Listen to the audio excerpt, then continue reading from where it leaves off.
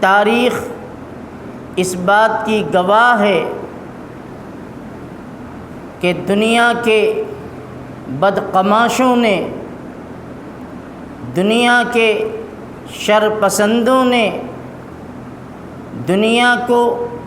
ظلم و ستم سے بھرنے والوں نے جب جب ہمارے آقا، ہمارے سردار حضرت محمد الرسول اللہ صلی اللہ علیہ وسلم کی شان اقدس پر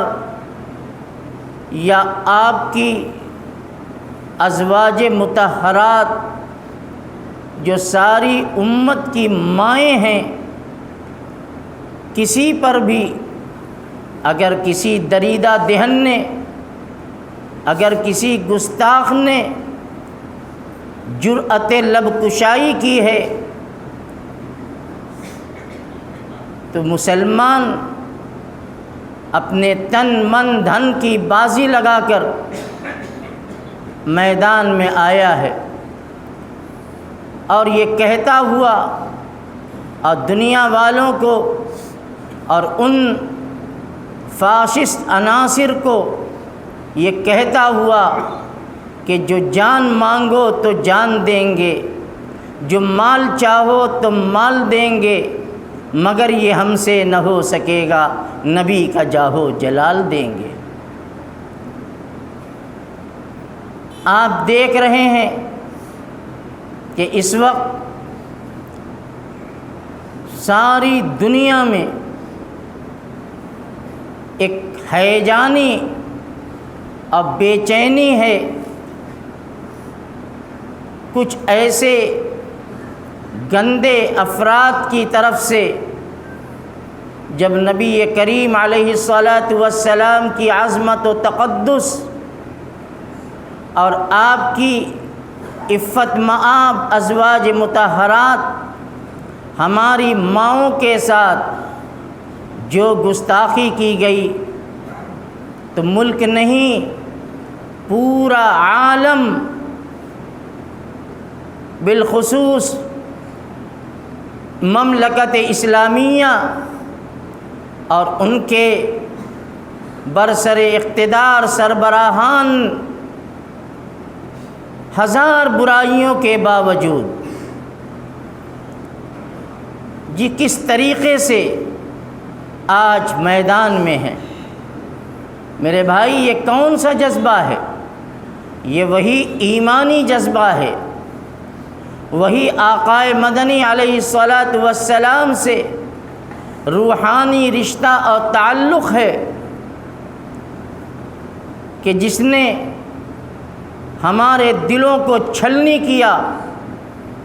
ہمارے جذبات کو ٹھیس پہنچائی اور اسلام کی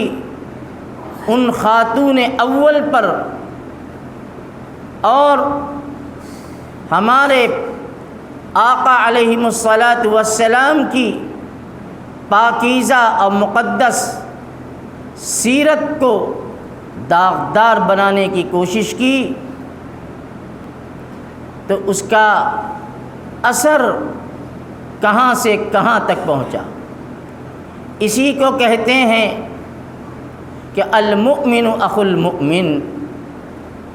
مومن اسلام والا، ایمان والا آپس میں بھائی بھائی ہے، چاہے وہ کسی ملک میں بسنے والا ہو، کسی علاقے اور قبیلے کا رہنے والا ہو، زبان کوئی ہو،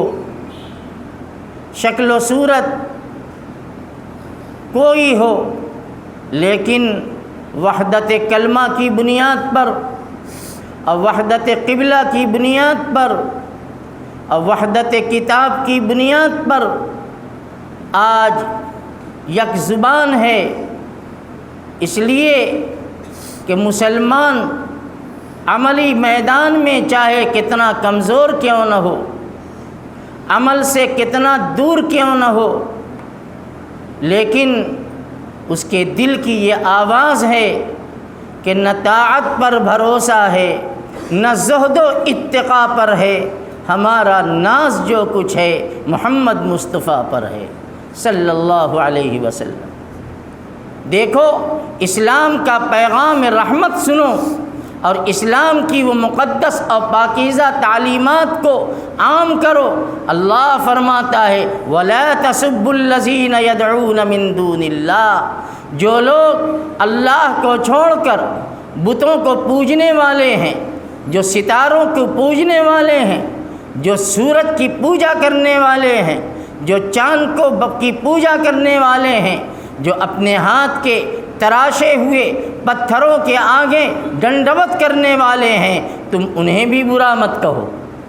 یہ اسلام کی تعلیم ہے۔ اللہ فرماتا ہے وَلَا تَسُبُّوا الَّذِينَ يَدْعُونَ مِن دُونِ اللَّهِ، تم ان کے مذہب کو برا مت کہو، تم ان کے معبود کو برا مت کہو۔ ٹھیک ہے، ان کا مذہب ان کے ساتھ، ہم نے ہدایت کو، راستے کو کھول دیا، ہم نے ان کے درمیان انبیاء و رسول کو بھیج کر ایمان کی، وحدانیت کی،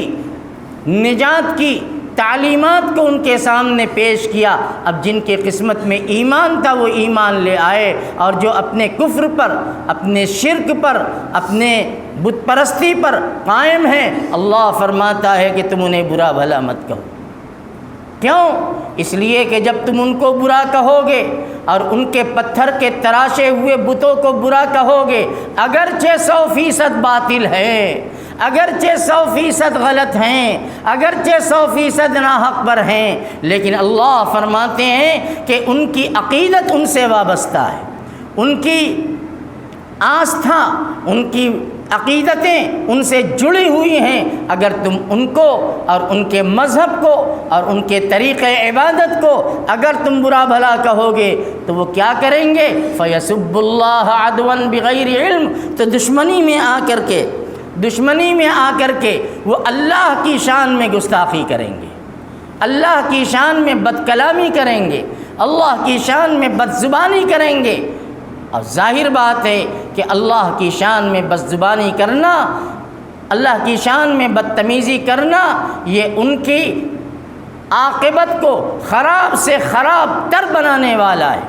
وہ کرتے رہیں گے اور وہ انہوں نے کیا ہے، لیکن اس کے بعد کیا ہوا ہے؟ اس کے بعد یہی ہوا ہے کہ اللہ کی طرف سے انہیں ڈھیل ملی، اللہ کی طرف سے ان کے لیے اور بھی کھول دیا گیا۔ میں نے جمعہ میں بھی بیان کیا تھا، اللہ نے فرعون کو ڈھیل دی اور پھر دریا کے اندر بلایا اور دریا کے مجدھار تک پہنچایا۔ موسیٰ علیہ السلام کا تعاقب کرتے ہوئے حضرت موسیٰ تو سلامتی کے ساتھ اپنی قوم کے ساتھ دریائے نیل کو پار کر کے چلے گئے، لیکن فرعون اس بیچ مجدھار کے اندر آیا تو اللہ تعالیٰ نے اس کو کیسی شرمناک اور ذلتناک اور عبرتناک سزا دی ہے کہ آج تک تاریخ میں وہ عبرت بن گیا۔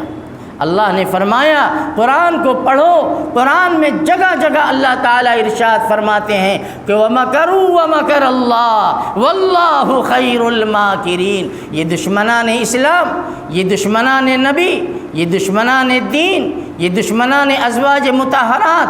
جو ہماری ایمان کا حصہ ہیں، ان کے لیے وہ سازشیں کرتے ہیں، ان کے لیے وہ منصوبے بناتے ہیں، وہ پلاننگ کرتے ہیں تاکہ مسلمانوں کے دلوں کو زخمی کیا جائے، ان کے عقیدے پر ضرب لگائی جائے۔ اللہ فرماتا ہے وَمَكَرُوا، وہ لوگ چال چل رہے ہیں، وہ منصوبے بنا رہے ہیں، وہ سازشیں کر رہے ہیں۔ وَمَكَرَ اللَّهُ، اور اللہ بھی ان کے لیے تدبیریں کر رہا ہے کہ چلو آگے بڑھو، کہاں تک تمہاری حیثیت ہے؟ تم اپنی حیثیت سے آگے نہیں بڑھ سکتے، تم خدائی کا دعویٰ کرو گے، تم کر کے تو دیکھو اللہ تعالیٰ کا کہ یہاں انجام دنیا کے اندر بھی تمہارا کیا ہوتا ہے۔ میں تو یہ کہتا ہوں، اور جو حالات اس وقت عالمی سطح پر بنے ہیں، میں کہتا ہوں یہ بھی رحمت خدا بندی ہے،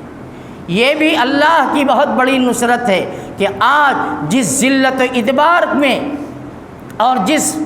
رسوائی اور پسپائی کے اندر وہ لوگ ہیں جنہوں نے اس سازش کے تانے بانے بنے تھے، شاید پچھلی صدیوں کی تاریخ میں اس کی مثال نہ ملے گی۔ میرے بھائیوں بزرگوں، ایسے حالات میں ہمیں کرنا کیا ہے؟ ہمیں کرنا کیا ہے اور ہم کیا کر رہے ہیں؟ سب سے بنیادی بات یہ ہے کہ سب سے پہلا کام یہ ہے کہ وہ ہمارے پیغمبر کی ازواج مطہرات کی شان میں گستاخی کرتے ہیں، ہم اپنے عمل کے ذریعے سے، اپنے کردار کے ذریعے سے، اپنے اخلاق کے ذریعے سے ہم انہیں پیغام دیں کہ تم نے ہمیں ہمارے نبی کی پیاری سنتوں پر آنے کے لیے تم نے ہمیں مجبور کیا، تم نے ہمیں راستہ دکھلایا، تم نے ہمیں یہ بتایا کہ دیکھو نبی کے راستے پر آ جاؤ، نبی کی سنت پہ آ جاؤ، نبی کی چال پہ آ جاؤ، نہ تم ہم صدمے ہمیں دیتے، نہ تم صدمے ہمیں دیتے، نہ ہم فریاد یوں کرتے، نہ کھلتے راز سر بستہ، نہ یوں رسوائیاں ہوتی۔ یہ اللہ کا ایک نظام ہے، جو نظام اللہ تعالیٰ چلا رہے ہیں۔ سنستدرجہم من حیث لا یعلمون واملی لہم ان کیدی متین۔ اللہ فرماتا ہے کہ ہم ایسے باغیوں کو، ایسے ظالموں کو، ایسے بد کرداروں کو، ایسے بدقماشوں کو، ایسے درندہ دہنوں کو ہم ڈھیل دیتے ہیں۔ سنستدرجہم، ہم انہیں ڈھیل دیتے ہیں اور پھر اس کے بعد رسی ٹائٹ کرتے ہیں، پھر اس کے بعد کھینچتے ہیں، اور ایسی جگہ سے کہ من حیث لا یعلمون، کہ ان کے وہم و گمان اور ان کے تصور و خیال کے اندر بھی یہ چیز نہیں ہوتی کہ یہ دن بھی ہمیں دیکھنا پڑ سکتا ہے، یہ ذلت بھی ہمیں اٹھانی پڑ سکتی ہے، کہ عالمی سطح پر آج جو کچھ ہو رہا ہے یہ اللہ کی غیبی طاقت ہے، یہ اللہ کی غیبی نصرت ہے، یہ مسلمانوں کی اور اللہ والوں کی آہ سحرگائی کا نتیجہ ہے۔ ان کے گرم آنسو رات کی تنہائی کے اندر اپنے نبی کے ناموس کے تحفظ، نبی کی ازواج پاک کے ناموس کے تحفظ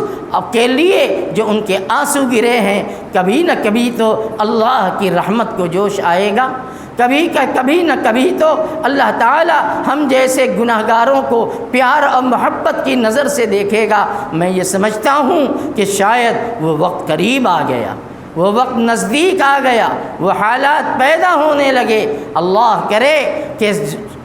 وقت رہتے ہوش کے نہ کھلنے وہ لوگ جنہوں نے اس طرح کی حرکتیں کی ہیں، تاریخ آپ کی مکمل ہے کہ ایسے لوگوں کا انجام کیا ہوا ہے۔ ہماری تاریخ یہ رہی ہے کہ تم نے ہمیں ستایا، تم نے ہمیں مارا، تم نے ہمیں مالی اعتبار سے، ہمیں جانی اعتبار سے ہمیں تم نے مجروح کیا، تم نے ہم پر ستم کے پہاڑ توڑے، لیکن ہم نے اپنے دل پر